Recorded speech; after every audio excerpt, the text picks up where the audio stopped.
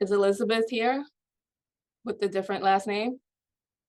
No, Elizabeth won't be joining us today. Okay.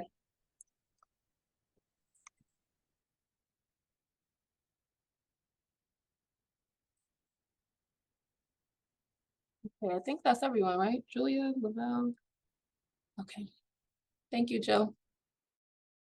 Okay, so hi everybody and welcome to this session. And thanks all for bearing with us as we are running just a few minutes behind, but we are, I think, going to be back on track pretty soon. So my role here again is just to super briefly introduce this panel, and then I will turn it over to my friend Lavelle, who will be moderating with his students. So just to say, this is the second of our pedagogy panels, specifically with students, undergraduates here at the conference. We're really excited to have that. We always make sure to feature panels and sessions with undergraduate students. And we had one before with the Georgia Tech folks. And now I'm so excited that we have one with CUNY folks, which will be moderated by Lavelle Porter, who is a former City Tech colleague of ours and always been really involved in the symposium and a really big proponent of all things science fiction at City Tech. And we're so lucky that he's still with us at CUNY over at Macaulay. So I will turn it over to you, Lavelle. Hi, good afternoon, everybody. Just to cover with our panelists, I think you all are going to be giving your presentations first. Okay, all right. We didn't really work out the order, but either one of you who wants to go first, you can go first. So thank you all. It's wonderful to be back on the program of the City Tech Science Fiction Symposium and to reconnect with wonderful colleagues there who are doing great work in science fiction. This is an extraordinary event. We're lucky to have it at CUNY. This is a roundtable of students from Macaulay Honors College who are currently taking my class on science fiction there. And for those who aren't familiar, Macaulay Honors College is part of CUNY. Our students are enrolled at Macaulay and also at their senior college CUNY campuses. So we have Baruch and Brooklyn College represented here today. This semester, we've been reading short stories from the Wesleyan Anthology of Science Fiction. And then for their final projects, students have been researching one specific science fiction novel of their choosing. In the process, we've been talking about and learning about the form of the novel, its place in the history of science fiction, and its remarkable resilience as an art form, even in a world dominated by audiovisual media. When I put together our submission for the symposium, I did that thing that we often do with conference papers and panels. I put the call out to my students, asked for volunteers, and kind of hoped that whoever responded, I'd be able to shoehorn whatever they were doing into the conference theme. However, we actually ended up with two student scholars who have chosen novels that speak directly to the conference's themes of gender and sexuality. And they'll be discussing two recent science fiction novels, which I have to admit I have not yet read yet, but I'm anxiously looking forward to reading them and hearing what our students have to say about them. So Nathalie Segarra Valle will be speaking on Hiram Ennis's Leech, and I snagged a copy at the bookstore a few days ago, so I'm looking forward to digging into that. And Julia Aiello will be discussing Marissa Levian's The World Gives Way, which I also hope to read soon as well. Unfortunately, Elizabeth Lodvikov won't be able to join us today. This is certainly a busy time in the semester for everyone. I appreciate her willingness to participate. In her absence, I will be discussing Samuel R. Delaney's 1968 novel, Nova. So actually, we will start with Julia or Nathalie. I'll go first if that's okay. All right, great. So we'll start with Nathalie and Okay. then Julia, and then I will go at the end. Okay, great. Okay, let me share my screen.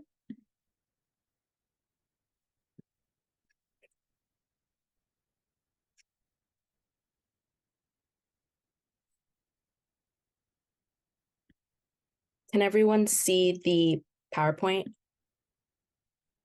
Okay, awesome, cool. All right, so hi everyone, my name's Nathalie. I'm one of the students in Professor Porter's science fiction class, like he mentioned, and I'm gonna be talking a little bit about the topic that I chose for my final project, which is our book review.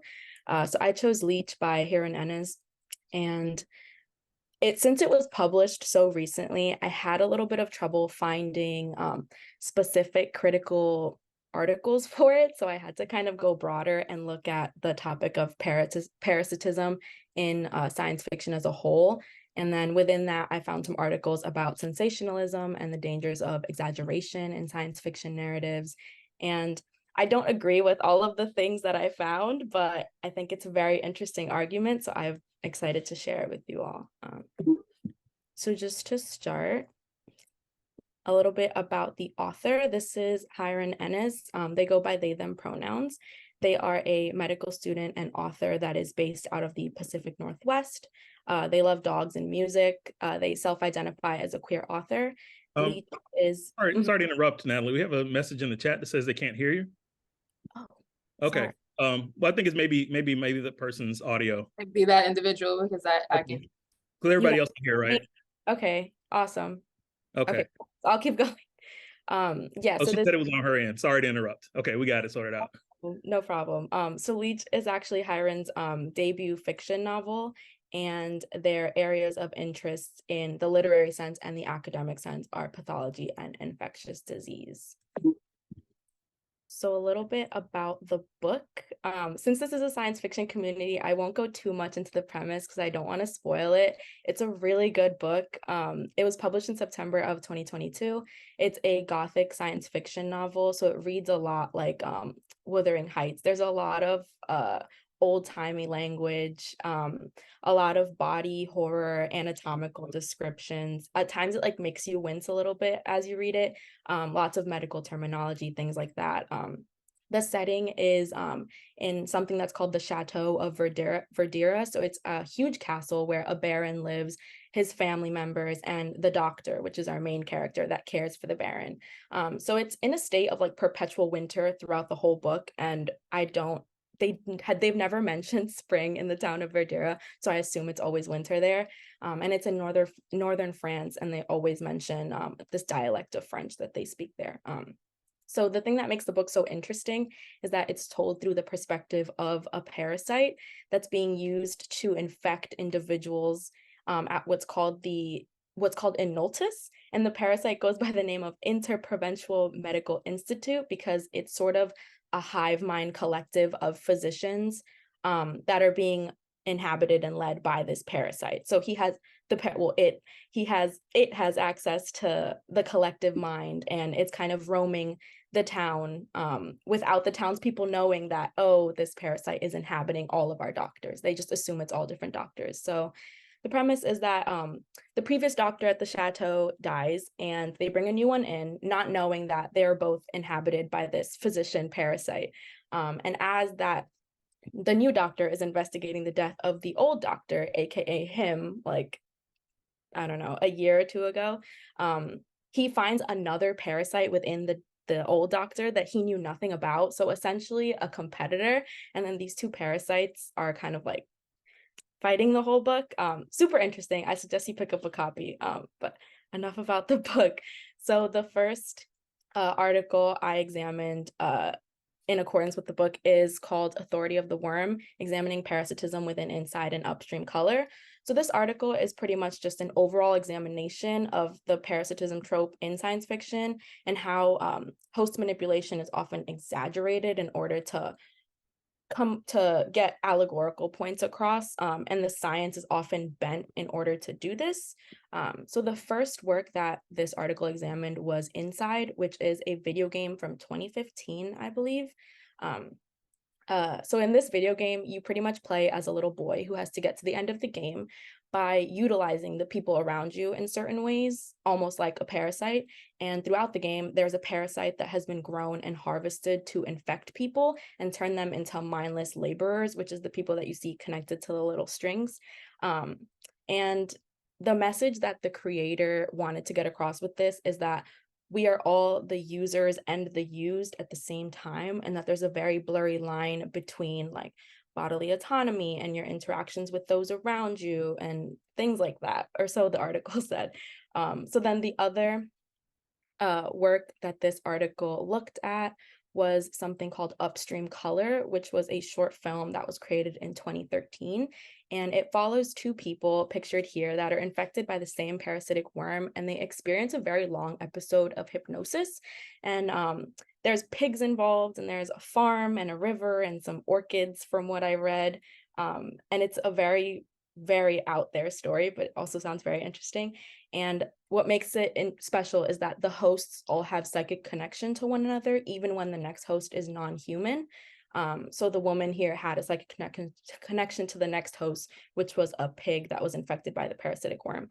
And then the message that the creator was trying to get across with this one was that they wanted the audience to reflect on their relationship with nature and the forces of nature that can affect us without us even realizing it. So just overarching points, both of these works, along with a lot of other science fiction works that use parasitism as a trope, often anthropomorphize the parasite, or they give the parasite human-like characteristics in order to make it more accessible to the public that's reading the book, just to make it more interesting as well. And like I said, to get allegorical rhetoric across, so to get points across on things like free will, autonomy, manipulation, power, control. And a lot of times parasites are seen as biological entities as well as social figures, which can become a little bit problematic for the regular public that's reading the book and know nothing about parasites. So yeah, the science is often bent in order to get these messages across, which is what my next, oh, well, before I do that, the parasite in the leech book is called Pseudomycota amelia, P. amelia for short, and how they described it was a dozen black arms that ooze black fluid, almost looks like a leech, but just with more arms and like black angry whiskers. It slithers around. There's a point in the book where like something gets cut and the snow gets covered with like black and red ooze. So throughout the whole book, the main doctor parasite that we're seeing the narrative through starts to lose grasp of its multiple identities, and it becomes mentally weak. It doesn't know how to be in just one body with just one mind, one set of eyes, one set of ears. It's never had to deal with that. So it's kind of grappling with like its humanity in a sense.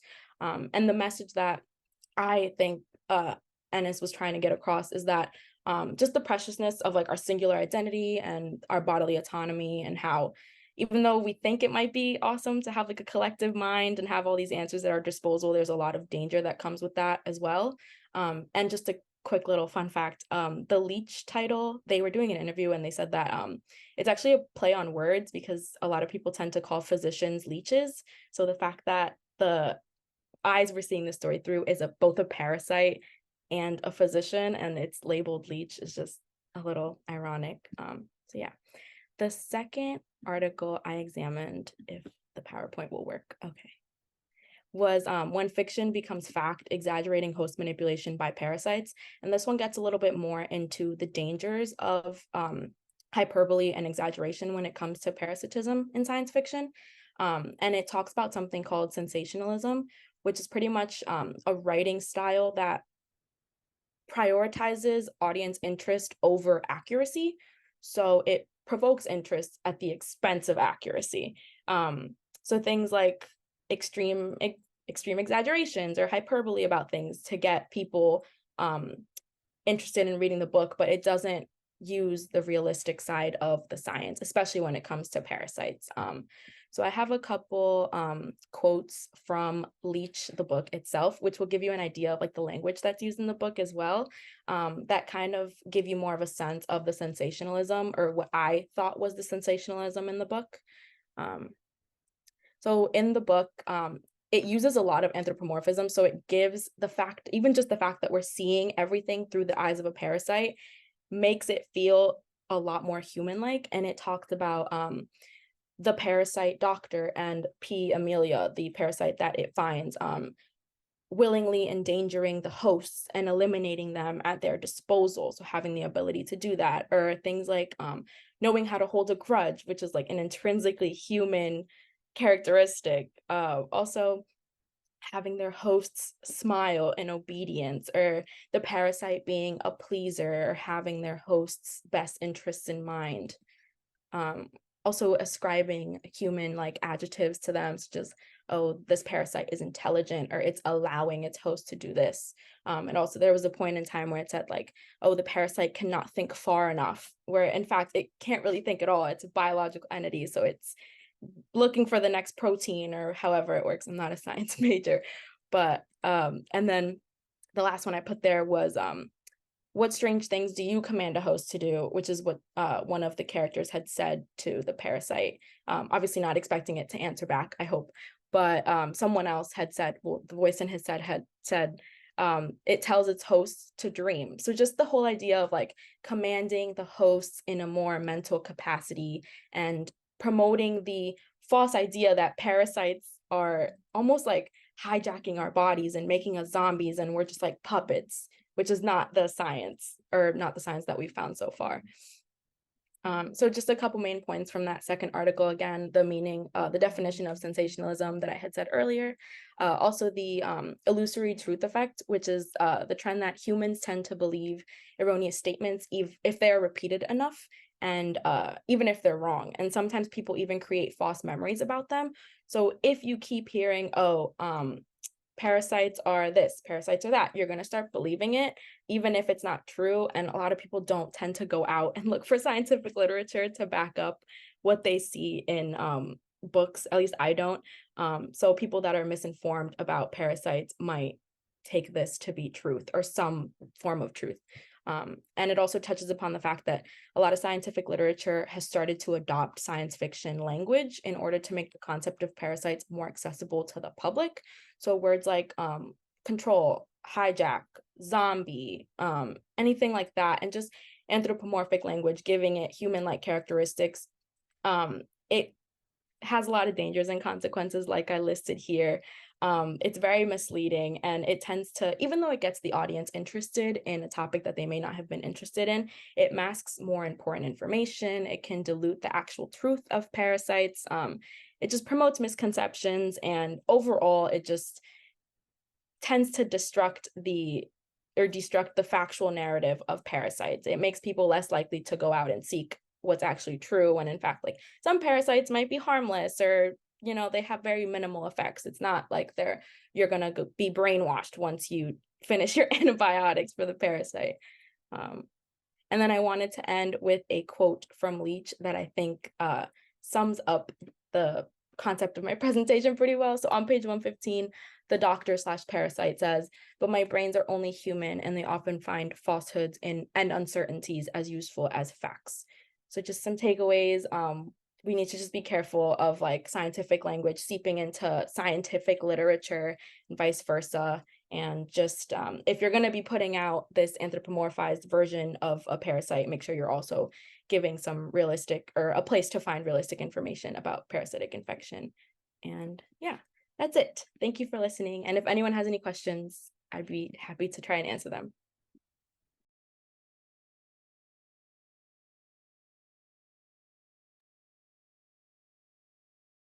This was great. Thank you, Natalie.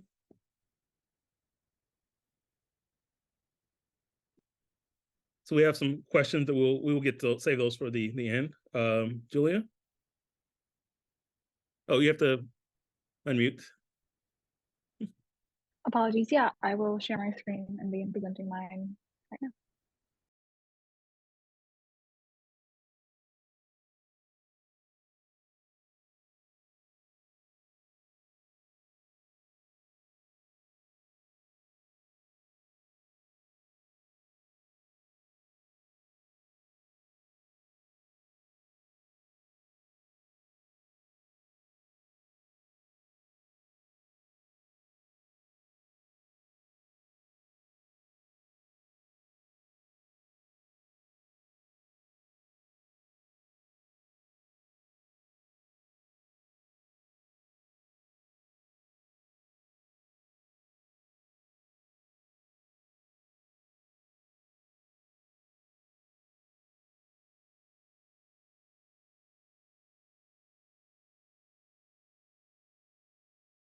Sorry, it wasn't showing up for one moment.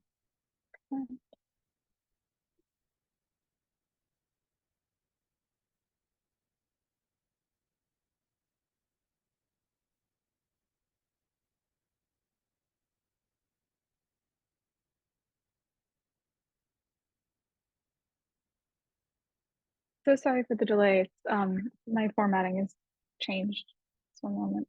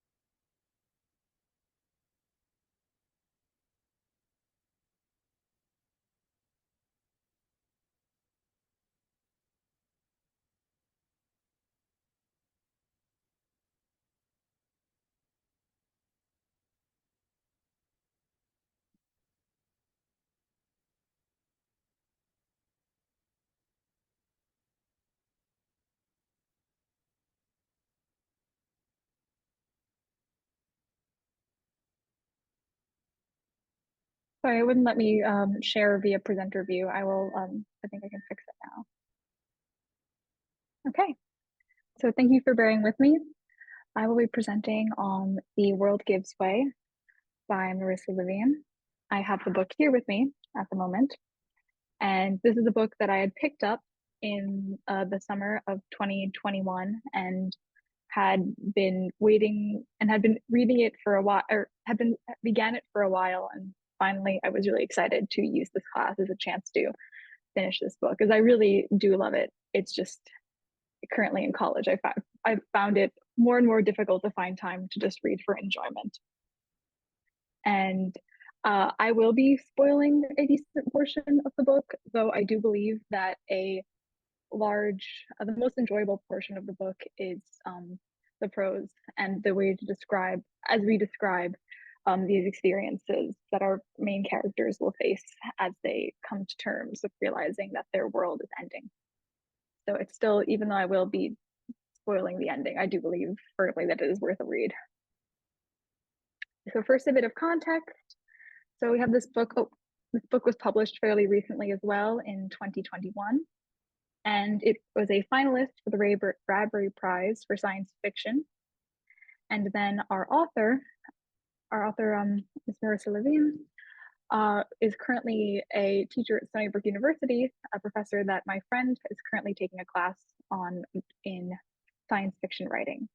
So it was a funny moment where we realized that the book I was reading, she held it, was like, "Oh, this is my professor." I was like, "Excuse me?" And she said, "Yes." And I've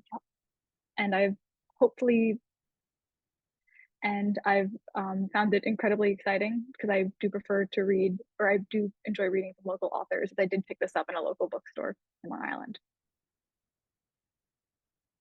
So first I'm going to do a bit of world building. So to set our stage, this takes place on a generation ship that had left 2 centuries ago, or sorry, not 2 centuries ago, that had left 200 years ago, and it is set on course to a new planet after Earth is no longer that inhabitable. And we are currently pick up at the last 15 years of their journey. And it is also talking about, since they've been so far from Earth and away from Earth for so long, various items such as art and wood and certain crafts that have only been able to be produced on Earth or from like the old world are incredibly valuable. So these are often only homes in that of the upper class, the upper class, and arts have been essentially deemed a very valuable resource and as a sign of status. In addition, this world building, the ship itself is roughly the size of Switzerland, and it covers various cities that various nationalities and various cultures are represented. So there are names. The main city that we initially take place in is called New London, and it is mentioned that it is because London had won the lottery to pick this name. So it seems like the general consensus of the global world had to condense their entire nations into smaller cities and smaller neighborhoods on this massive ship that still is not able to encompass the entirety of the world. Now, due to the ship's size, we are left with who is able to make it onto the ship and live comfortably. So we have 3 distinct classes. The first being higher level politicians, higher level scientists, and like just the ultra wealthy. And this is where our initial character, and this is where our first initial characters are introduced. Then we have business owners and like white collar professionals, those who may run shops and markets. And then additionally, we have the contract workers. So one of our protagonists, Myra, is a contract worker, and she is currently working for one of the most rich, or one of the most well-off families with very extensive connections within the government and within scientists. So through these connections, she's able to access information of the general public that the general blue collar workers and the general white collar workers don't have access to. And our additional protagonist is Tobias. So he is a security agent that has a family history of crime. However, he had been taken under the wing by a high-ranking police official, and he's currently on his first case which will be dealing with hunting down Myra. So also our rich family in question is considered the Carlyles. They consist of 2 parents and an infant daughter. So ultimately our conflict becomes that through their connections and through several meetings, the Carlyles have realized that there is a permanent breach in their ship's hull. And through that time, they've been unable to find any solution. Ultimately, they've concluded that the ship will end in a series of months, if not sooner. And as a result, the Carlyles, as well as other high-ranking officials in the government, decide to take their own lives because they do not want to risk dying at the hands of either an earthquake, because those have become more prevalent on the ship, or through when the hull breaks and everyone is crushed and or sucked out into space. So Myra stumbled across Mrs. Carlyle about to take her own life with her baby daughter Charlotte, and is able to convince Mrs. Carlyle to hand over her daughter. And then with that, ultimately, she watches one of her employers fall to her death, and realizes that her husband is also about to take his own life in the room over. By the time she gets there, he has also died, and now she is left in a very difficult position because she is no longer employed by the people who own her contract. However, there is still a sense of distrust in the government system, and her immediate concerns and panics are: 1, what do I do with their baby daughter? 2, will I be blamed? And 3, is what they're saying is being said correct? So immediately she is put into a situation where she has to determine if she actually has 2 months left to live. And ultimately, she believes that they are true. She has already noticed high tensions in the home and realizes that if she wants to have any agency over the last 2 months of her life, she will need to run. And so she begins to flee the city, and she takes Charlotte with her, initially with the intention of dropping her off somewhere safe. So here I have some photos because in general, being concerned over whether the world was ending has not been a new phenomenon for us. We have many, there was referring to the case in 2011 where someone had predicted that it became briefly believed that in the Bible, the world was going to end on May 21st. And there was a large moment that it was going to be a rapture or a judgment day.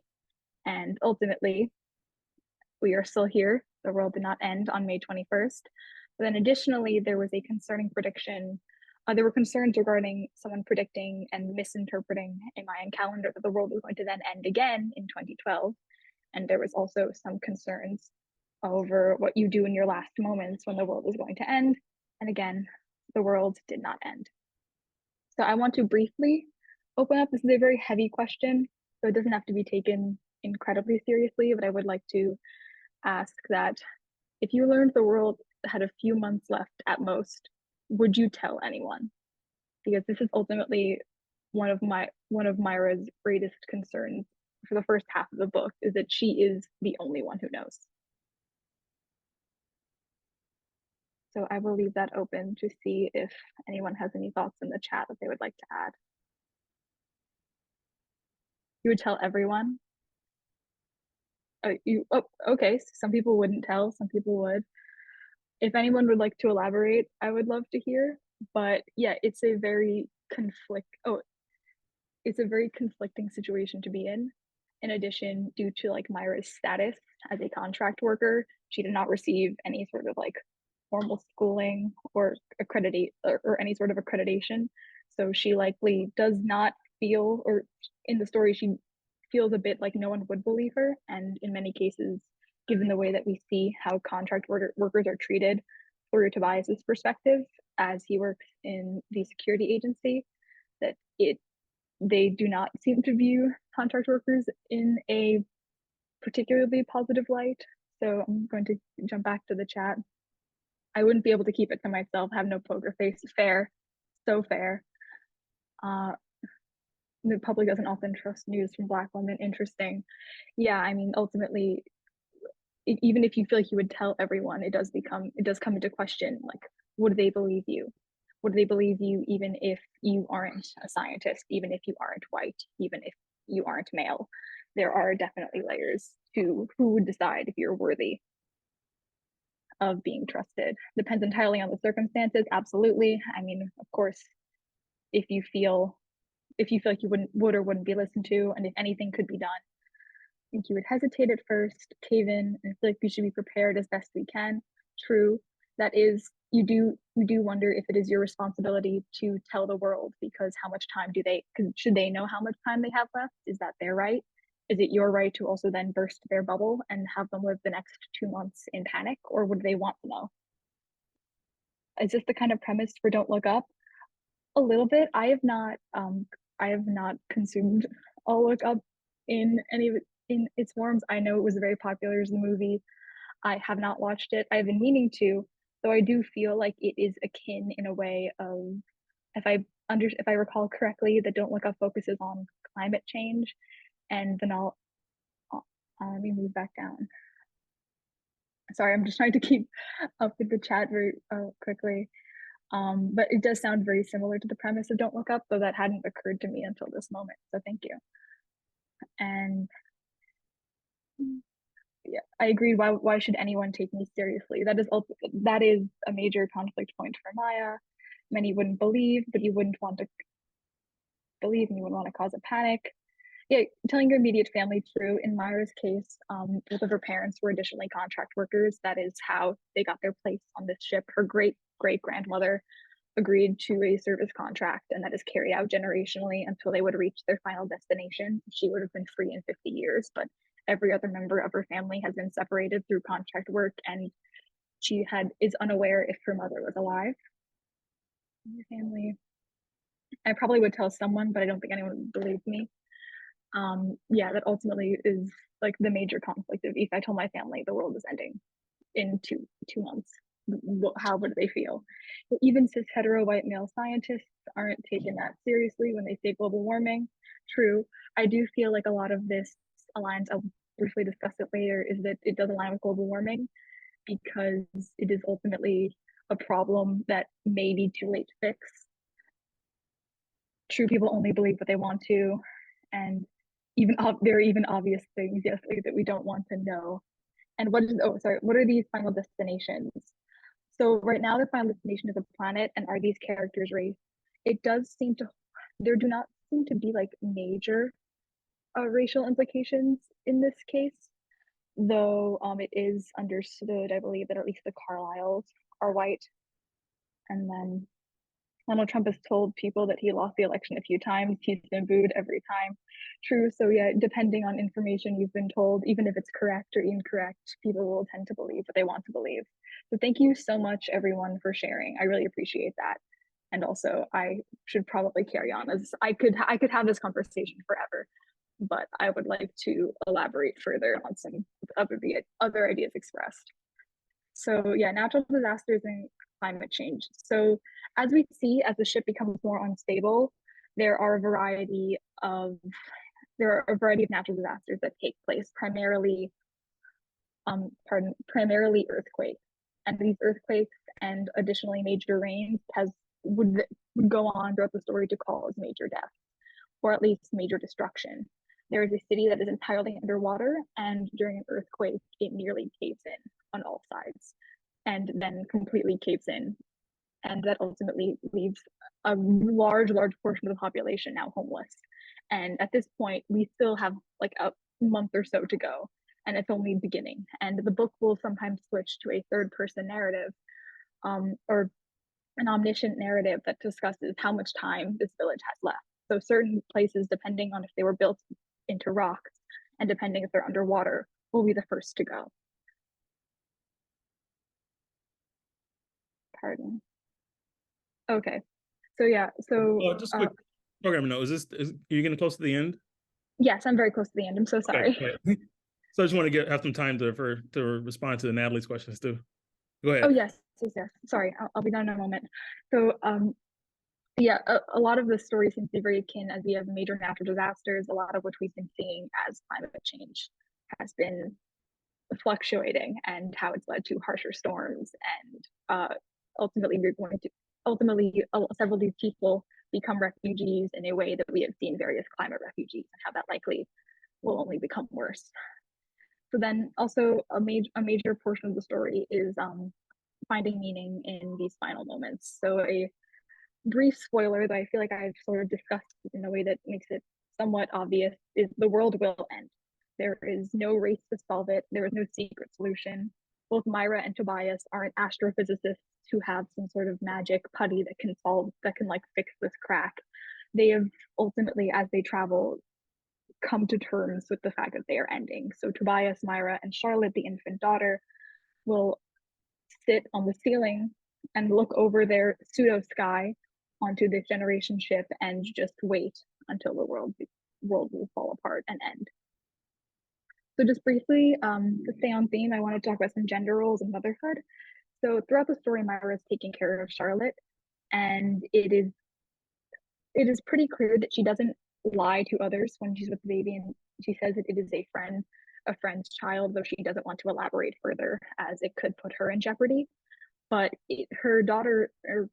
but Charlotte serves as a sort of accompaniment as she's traveling by foot across these worlds, and seems to benefit from having the objective of caring for Charlotte, even though she knows that it slows her down. And then additionally, while she's taking care of Charlotte, Myra will often think of her own mother, who she eventually realizes had been sent to work in the hull and empty portion of the ship, where they had sent contract workers who had run away and proven too difficult to handle. And yes, so I will end it there for time. Thank you so much.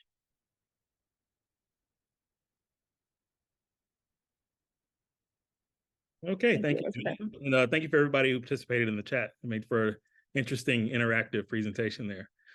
So just a programming note, are we trying to end at 4 to keep the keynote on track? Jill, if you're there, maybe you can. I think so, although I'm going to let Juanette speak to that. Juanette, do you think they can go a little bit past 4 at this point? Yeah, for sure. Well, okay, yeah. go ahead. Take your time, Lavelle. Thank you. This is such a great session. Okay, all right. Because I wanted to have time to get back to Nathalie's questions as well.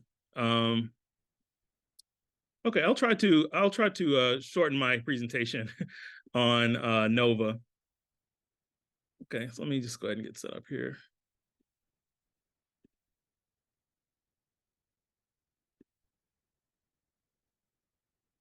Sorry. Okay, hopefully everybody can see that. Yes. Okay. So this talk is modified from a foreword to the Centipede Press edition of NOVA by Samuel R. Delaney. So shout out to Gerard Walters, who's the editor of Centipede Press, and Chip Delaney, who invited me to write the introduction, and the artist Peter Jablonski provided the stunning illustrations for the volume, and in memory of Russell Fitzgerald, who was Chip Delaney's friend who created the tarot cards shown in the book.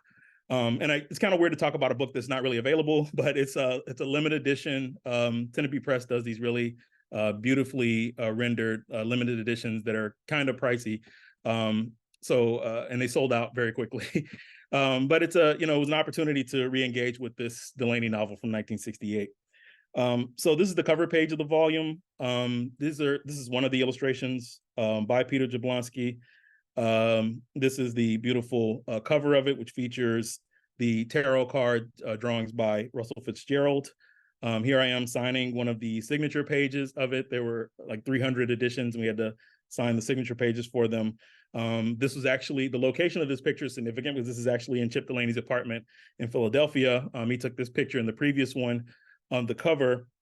And this was at the AWP conference in Philadelphia last year, where we celebrated Chip's 80th birthday and the release of his essay collections, Occasional Views, Volume 1 and 2, by Wesleyan University Press.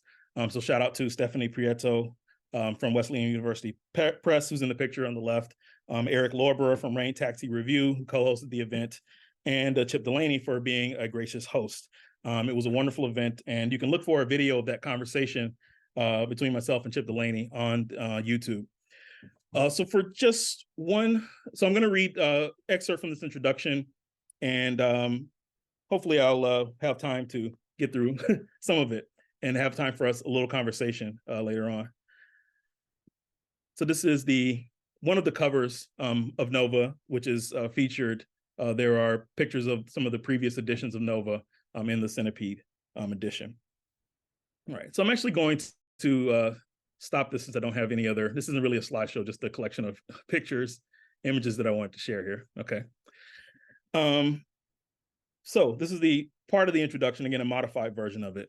For just one small example of the marvelous prose that made young Samuel R. Delany a science fiction sensation, consider this passage in the 32nd century space opera Nova, when the Romani character, who goes by the nickname The Mouse, first sees the face of the mysterious Lork von Ray, captain of the spaceship Rock, after literally bumping into him on the street.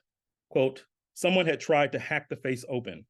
The scars zagged from the chin, neared the cusp of heavy lips, rose through the cheek muscles. The yellow eye was miraculously alive and cut the left brow. Where it disappeared into red Negro hair, a blaze of silkier yellow flamed. The flesh pulled into the scar like beaten copper to a vein of bronze, end quotes. So it turns out Lork von Ray's scar came from a fight years ago with the one-armed Prince Red, brother of Ruby Red and heir to the Red family's energy fortune. The clash between the Reds and the von Rays is a central storyline in Nova, just as such powerful family rivalries animated many classic novels in the Anglo-American tradition. And speaking of classic novels, the one most closely associated with Nova is Herman Melville's 1851 whaling masterpiece, Moby Dick. In a Time magazine review, the critic Roger Sale referred to Nova as Moby Dick at a strobe light show. Lork von Ray is the futuristic Ahab in the novel, recruiting unsuspecting crew members on a maniacal quest to extract Illyrian directly from a nova, which would give him enough energy to overtake the Red family and control the galaxies. The crew of Lork von Ray's spaceship Rock includes Caton, a 6'9" giant born on Luna, the Earth's moon, who is tinkering with the antiquated written narrative form known as the novel, about which Caton says, quote, bear in mind that the novel, no matter how intimate, psychological, or subjective, is always a historical projection of its own time, end quote. In what ways is Nova a projection of its own time? Well, the publication date of 1968 is certainly an indication. The 60s, that American decade of protest, counterculture, assassinations, and war, is a major subtext to Nova, which includes the public assassination of a member of Lork von Ray's family, an event experienced by billions of people through the psychorama, a hypersensory version of television. Another way that Nova can be read as a projection of its own time, that vivid description of Lork von Ray's face, along with his backstory as the light-skinned biracial child of a Black woman from Senegal and a white man from Norway, was apparently a bridge too far for editor John W. Campbell. In Delany's 1998 essay, Racism in Science Fiction, he recounts how he submitted Nova for serialization in Analog magazine, but Campbell rejected it, insisting that SF fandom was not ready for a Black protagonist. Delany discusses this as an example of a particularly galling strain of polite racism, wherein this nebulous yet always centered white male reader is always imagined to be incapable or unwilling to read any story centered on non-white characters.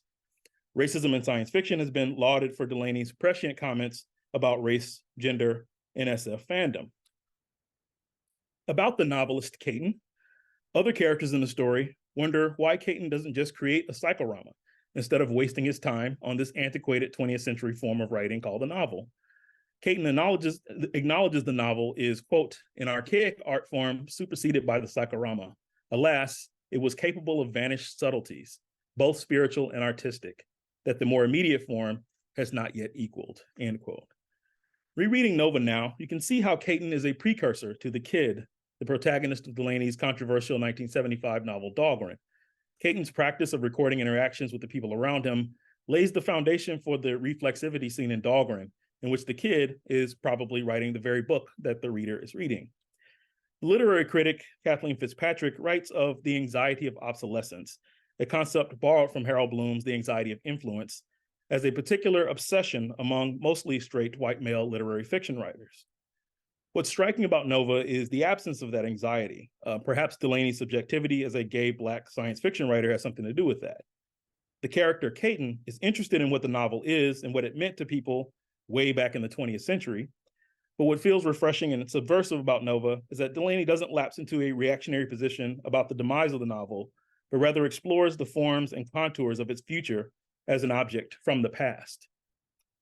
Nova feels urgent and relevant in other ways. It explores anxieties about the loss of a unified cultural sensibility in a world altered by technology, where travel has collapsed time and space. In Nova, one can see the seeds of later novels like Stars in My Pocket Like Grains of Sand, with this conflict between the family and the sign. In our contemporary times, slurs like cosmopolitan and globalist circulate with more than a little anti-Semitic bigotry attached to them as reactions to the dislocations produced by movements of people around the world under global capitalism. Concerns about modernity destroying tradition and the loss of any authentic culture or identity tied to a local geography have now led to a full-blown resurgence of blood and soil white nationalism in America and abroad. Nova speaks to how long these anxieties have been around and how they predate the mediated, internet-connected world that we find ourselves in now. Nova is as richly complex and rewarding as any of Delaney's fiction. When I'm in a ranking mood, I'll say that Nova goes on my short list of Delaney's best fiction in any genre, and he's written in many genres. It is a document of its own historical moment and also a perceptive vision of the possible worlds to come. All right, thank you. All right.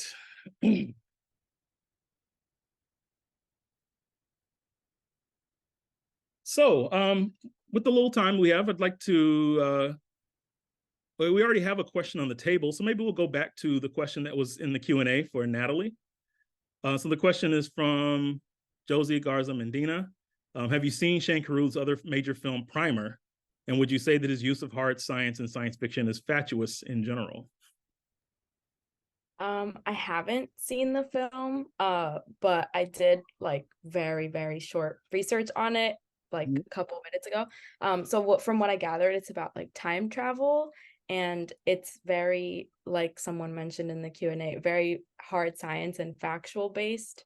I personally, since I'm not a STEM major, I like when things are easy to understand in sci-fi especially, and I don't know when the science is real or not. So I don't think it's I also had to search up the word fatuous, which means like silly or that something to that extent. So I don't think it's silly to have it appeal to a general audience in that sense. But I think it's also interesting when it involves real hard science for the people that can consume it in that form. So yeah, thanks for the question. Okay. I had another question for you about, because you mentioned the zombie as a concept. So I was wondering, is there anything that differentiates the parasite narrative from zombie genre? Or I'm kind of not sure how to answer this, how to ask the question, but does zombieism come up in Leech? And what would you say this novel's relationship to the zombie narratives, which is obviously a very popular genre as well? It doesn't come up in Leech. The most close thing to that comes up is one of the characters is like a robot, or what is described to be something like a robot, but no zombies. But the main doctor character, you can kind of, I mean, the way it reads is almost like a zombie because he's just a body for the parasite to inhabit. So in that sense, like it does read that way, but no like dead things coming back to life. Okay. So are there any other questions? I think we addressed most of what came up in the chat that I saw.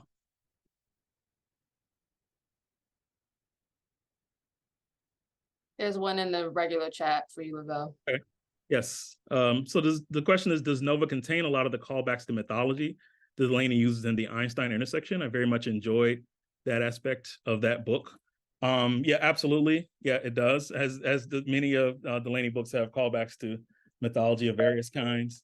In particular, thinking of the Grail Quest, which some characters, it kind of has a like metafictional take on that. Like the story itself is the sort of quest for the Holy Grail, but the characters are aware of that and kind of joke about it within the narrative. So absolutely, yeah, that stuff is littered all through Nova, as many of these early science fiction novels by Delaney.